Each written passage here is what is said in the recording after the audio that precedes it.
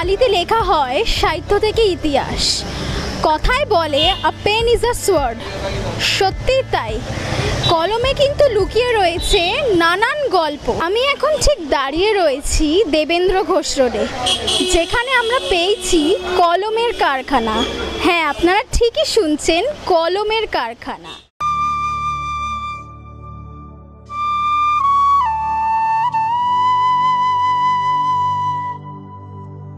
দিলীপ বাসক তিনি 50 বছর ধরে একটি পুরনো ফাউন্টেন পেনকে রিপেয়ার করেন। শুধু রিপেয়ার করেন না, সেটিকে স্পেয়ারও দেন।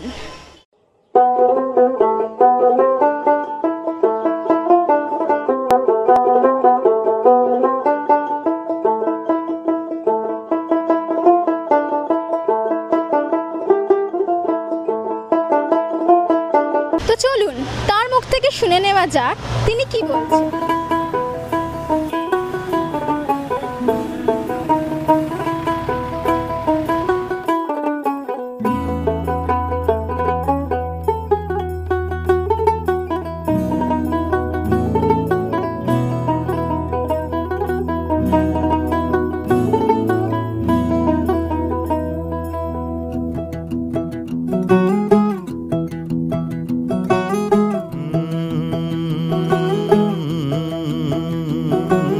कागज के दो पंख लेके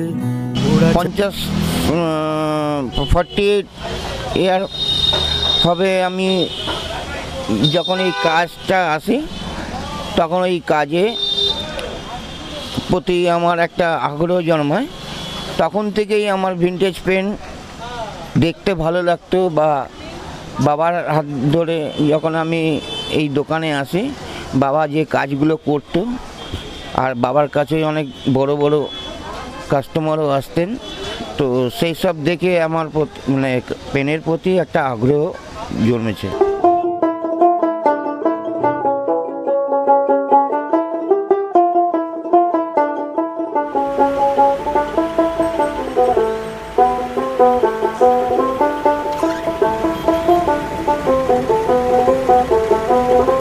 আমি বিশেষ করে ডব পেন, ইঙ্ক পেন যাকে বলে, সেই সব পেনই আমি রিপেয়ার করি।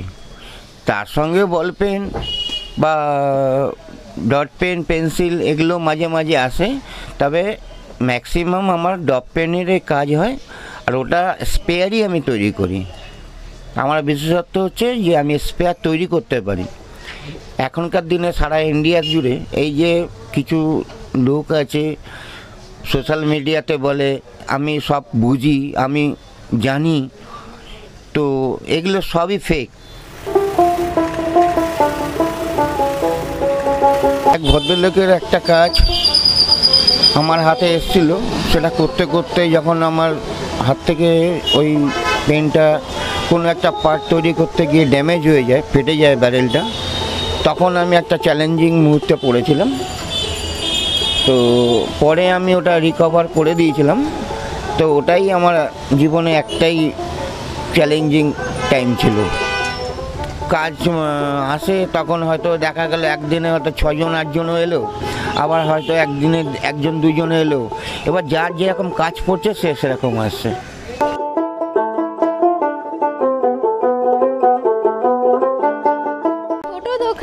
শুধু কলম মেরামত করেন না, রীতিমতন ইতিহাসকেও ধরে রেখেছে। আমি দেবপ্রিয়া, আমার সঙ্গে আমার camera person Shivam, TV19 Bangla, Kolkata.